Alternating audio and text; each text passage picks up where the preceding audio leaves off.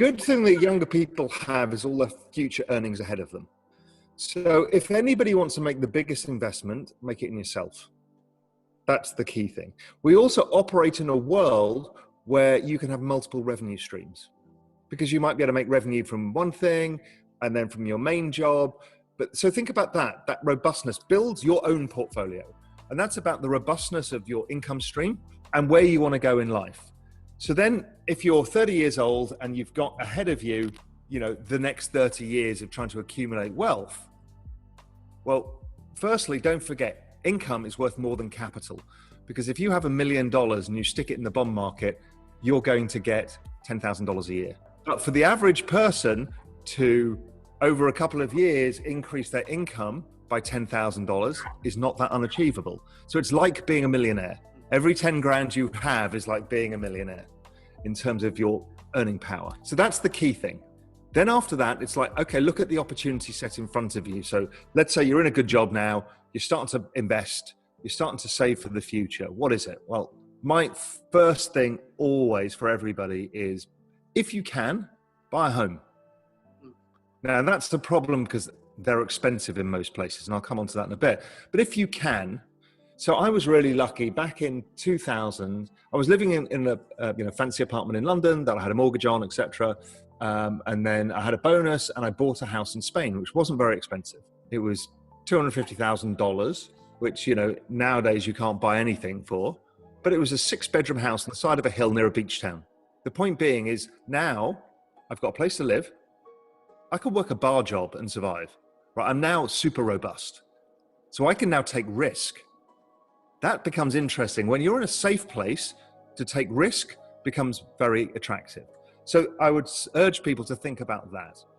Get to that point of safety where you could take risk, then take risk. So what does risk look like? Well, right now, the equity markets are at all-time record valuations. Sure, emerging markets have done relatively worse, so maybe they're relatively more interesting, but they're expensive. Bond yields are all-time lows. Credit, all-time low yields. So you're not being paid to take risk. Most of these have a future expected return that's negative. But then there's a whole different world out there, which is the world of a new financial system being built, which is Bitcoin and Ethereum and DeFi and all of this stuff that people are hearing about. And Gen Z and millennials are much more aware of this because Gen Z particularly have lived in Minecraft and all of these things where tokens and digital assets have value, right? It's not abnormal. It's abnormal for a baby boomer to think about that, but everybody else is like, yeah, of course it is. Tokens, of course we live with different currencies in different worlds. It's not a problem. So it's a small leap to Bitcoin, which has a future expected value higher than any other asset class in terms of risk reward. Sure, it goes up and down 50, 60, 70% down, but its upside is 10, 50, 100x. So if you're young, you can afford to take that bet because it can be life-changing. It's the same kind of bet, but better than the baby boomers got in 1980 when they were about 30 years old. Because what did they get?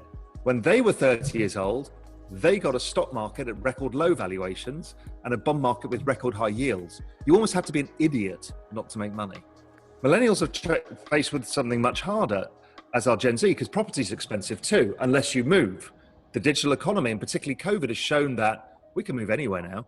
So if you think that you can get a quality of life in Thailand, because you're in Hong Kong, and you say, I'm not going to hang around in Hong Kong any longer, I'm going to go to Thailand, you can easily run a business from Thailand. Okay, so now you've got a quality of life advantage. You could probably buy a house for pretty cheap. Okay, so now you're safe and secure, and now you look at your future potential, well, Bitcoin might be that answer.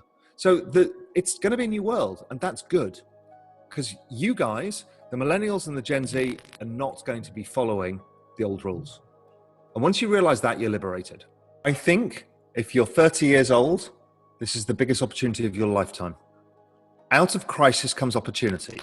So what you've done is you've cleared out a load of old businesses and the world is changing. I noticed this when I went to Japan a few years ago, is it bifurcates between the big brands and the big businesses and then artisanal stuff. And we've seen that movement already across the US, across Europe, where people are opening, young people are opening like a cool bakers or a, cool clothing place where they make cool clothing themselves and stuff like that. So there is a bifurcation that's going on. And what you've just done is cleared out the high street of all of the old shit that needed to go. Now, that's painful and horrible because it's people's life savings and their businesses. But thinking like you should is, okay, all of that old stuff is gone. Rents are collapsing. I could start a business. Mm-hmm. Your probability of success of starting a business in a down cycle is so much higher than starting it when rents are high. You're competing for everything. And it is about doing unique stuff. Find your niche.